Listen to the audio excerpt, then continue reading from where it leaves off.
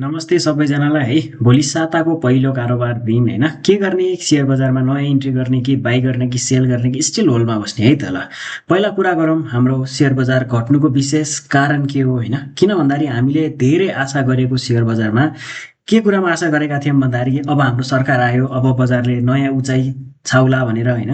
त्यसैपछि हामी फेरि अर्को प्रतीक्षा गऱ्यौँ। त्यो नयाँ सरकार आएपछि गिरावट आयो, लगभग 70 अङ्कको गिरावट आइसकेपछि अब अर्थमन्त्रीको बजेट सँगसँगै होइन, अर्थमन्त्रीको शपथ ग्रहणको बेला त्यसलाई पनि त्यसपछि पनि गिरावट आयो।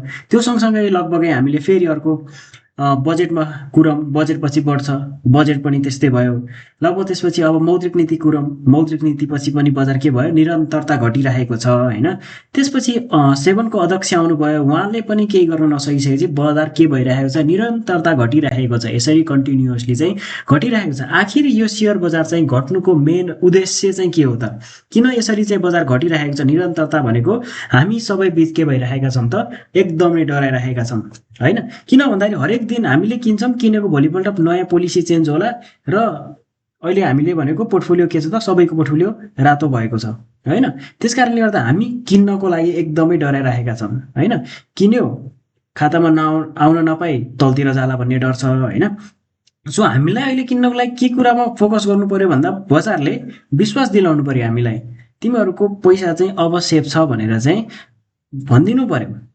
तब हामी इन्भेस्ट गर्नको लागि चाहिँ अलिकति रेडी हुन्छौँ। होइन भने दिनदिनै पोलिसी चेन्ज हुने होइन, त्यसपछि भनेको डिसिजन कन्सिस्टेन्स नहुने होइन, अनि इन्भेस्टरहरूको के भन्छ ट्रस्ट इस्युहरू नहुने।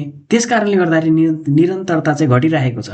अब यो निरन्तरता घट्नको लागि चाहिँ हामीले एउटा विश्वास दिलाउनु पर्यो। कसरी दिलाउनु पर्यो भन्दाखेरि चाहिँ एउटा स्टेबल पोलिसी सरकारले गठन गरिदिनु पर्यो। त्यो सँगसँगै भनेको क्लियर र कन्सिस्टेन्स डिसिजन गर्नु पर्यो होइन। अर्को भनेको इन्भेस्टरलाई कन्फिडेन्स र ट्रस्ट दिलाउन सक्नु पर्यो। त्यो भएपछि बल्ल बजारले नयाँ उचाइ छाला होइन भनेपछि चाहिँ के भइरहेको छ भन्दा दिनका दिन यसरी नै गिरावट आउने क्रम चाहिँ देखिएको छ है। अब लागौँ हामी टेक्निकल पोइन्ट अफ भ्यूबाट के छ त सेयर बजार है। टेक्निकल पोइन्ट अफ भ्यूबाट हेर्नुहुन्छ भने हामीले यो विगतको नेप्से लर्निङ हब पेजमा चाहिँ धेरै अगाडिबाट हालेका थियौँ। यो एउटा ट्रेन्ड लाइन छ। यो ट्रेन्ड लाइनलाई चाहिँ जबसम्म ब्रेकआउट दिँदैन होइन, ब्रेकआउट दिएर रिटेस्ट नगरुन्जेलसम्म चाहिँ एग्रेसिभ बाई नगरौँ, तर अलिअलि गर्दै चाहिँ मिड टर्म र राम्रो फन्डामेन्टल भएको स्क्रिप्टहरू चाहिँ उठाउँदै गर्दाखेरि चाहिँ हुन्छ। भन्न खोजेको मतलब 1000 किता किन्ने क्यापेसिटी छ भने 150 गरेर एकुमुलेसन गर्दा चाहिँ हुन्छ। अब हेरौँ विगतको लास्ट विकमा हेर्नुहुन्छ भने यो जुन एरिया थियो यो एरियाबाट बाउन्स पनि भयो, तर यो जुन एउटा ट्रेन्ड लाइनको रेजिस्टेन्स मैले तपाईँलाई देखाइरहेको छु, हरेक पोइन्ट अफ बाट चाहिँ तलतिर चाहिँ प्राइस रिजेक्ट भएको छ। त्यही एरिया हेर्नुहुन्छ त्यहीँबाट पोइन्ट चाहिँ तलतिर रिजेक्ट भएको छ होइन। लाइकवाइज हामीले अलिकति अगाडितिर यो पोस्ट गरेका थियौँ 2505 देखि 2626 को एरिया, र यो एरियाबाट चाहिँ माथि जान्छ भन्ने कुरा गरेको थियौँ। तर के भएको छ भन्दा यो एरियामा आएको छ, बाउन्स पनि भएको थियो, तर यो एरियाभन्दा मुनितिर नै गएर क्लोजिङ भएको छ होइन। सो यसले गर्दाखेरि चाहिँ लगभग साइक्लोजी मात्र 2600 माथि चाहिँ क्लोजिङ गराए है भन्ने मात्रै बनाएको छ होइन भने चिज छैन।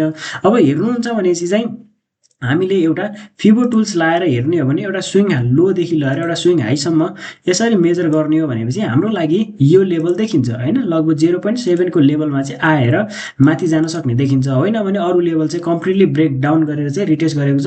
अर्को रिटेस्टको एरिया भनेको हाम्रो लागि फिबोबाट हेर्ने हो र पोइन्ट अफ इन्ट्रेस्ट अथवा एसएमसीबाट हेर्ने हो भने हाम्रो लागि तत्कालको यो नजिकै छ। लगभग अब हाम्रो भनेको त्यही 25 पोइन्टको तल छ होइन। यो एरियाबाट चाहिँ बाउन्स हुन सक्ने पोसिबिलिटी हाई छ है।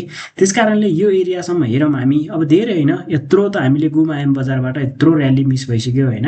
अब हामीले यो एरियामा बेच्नुपर्ने थियो, सकेनौँ। यो एरियामा सक्नेनौँ, यो एरियामा पनि सकेनौँ। अब अलिकता हो यो एरियासम्म हेरौँ, त्यसपछि चाहिँ बल्ल हामी हेरौँ। अब मैले देखाएको त यही एरिया हो होइन। यो एरियाबाट माथि जाने र हाम्रो लागि भनेको पहिलो टार्गेट भनेको 2700 को हाम्रो फर्स्ट टार्गेट, र सेकेन्ड टार्गेटको कुरा गर्ने हो भने 2780 को चाहिँ हाम्रो लागि सेकेन्ड टार्गेट चाहिँ देखिन्छ है टेक्निकल पोइन्ट अफ भ्यूबाट। अब यो थियो हाम्रो एसएमसी कन्सेप्टबाट होइन। अब हामी लागौँ प्राइस एक्सनको कुरै गर्दाखेरि पनि हेरौँ आवरली टाइम फ्रेम हो है। यो आवरली टाइम फ्रेममा हेर्नुहुन्छ भने यो आरएसआईकै हेर्नुहुन्छ भने आरएसआई के भइरहेछ भन्दाखेरि आरएसआई हायर आइ हुँदै माथि गइरहेको छ, तर प्राइस के भइरहेछ भन्दा लोवर लो हुँदै मुनि आइरहेको चाहिँ देखिन्छ है। भन्न खोजेको मतलब के देखिन्छ भन्दाखेरि चाहिँ आरएसआई चाहिँ डाइभर्जेन्स देखिन्छ, हिडन बुलिस डाइभर्जेन्स है, जसका भन्न खोजेको मतलब चाहिँ जस कारणले चाहिँ अब प्राइस चाहिँ छिटै माथि नयाँ उचाइमा जान सङ्केत गरेको छ है भन्ने एउटा इन्डिकेसन देखिन्छ। लाइकवाइज हामीले एमएसिडीबाट हेर्नुहुन्छ भने समय यो हिस्टोग्राफ चाहिँ पातलिँदै गएको छ होइन, र क्रसओभर पनि हुने क्रम चाहिँ देखिँदैछ है। सो स्टिल कन्फर्म चाहिँ छैन होइन। यसलाई पनि हामी क्लोज आउट गर्ने हो भने यसैलाई हामी वान डेको टाइम फ्रेममा लाएर हेर्ने हो भनेपछि पनि लगभग अघि मैले भनेकै कुराहरूलाई चाहिँ यसो हेर्नु होला। यही एरियाबाट चाहिँ माथितिर जाने सङ्केत चाहिँ देखिन्छ। अब यहाँनिर गएर हेर्नुहुन्छ भने एउटा ह्यामर क्यान्डल फर्मेसन चाहिँ भएको छ होइन। अब ह्यामर क्यान्डल फर्मेसन चाहिँ बटम एरियामा हुनु भनेको बायरहरू चाहिँ सकेर चाहिँ सरी सेलरहरू चाहिँ सेलाउँदै र बायर चाहिँ हेभी हुँदै गएको चाहिँ इन्डिकेसन चाहिँ दिन्छ होइन।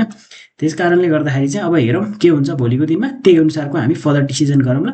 अहिले भनेको चाहिँ अब तत्काल होल्ड गर्नु होला, नयाँ इन्ट्रीमा छिटो छिटो इन्ट्री नगरौँ होइन। तर फन्डामेन्टली राम्रो खालको स्क्रिप्टहरू छन् भने अलिअलि गर्दै किन्दै थुपार्दै राख्ने समय चाहिँ हो है।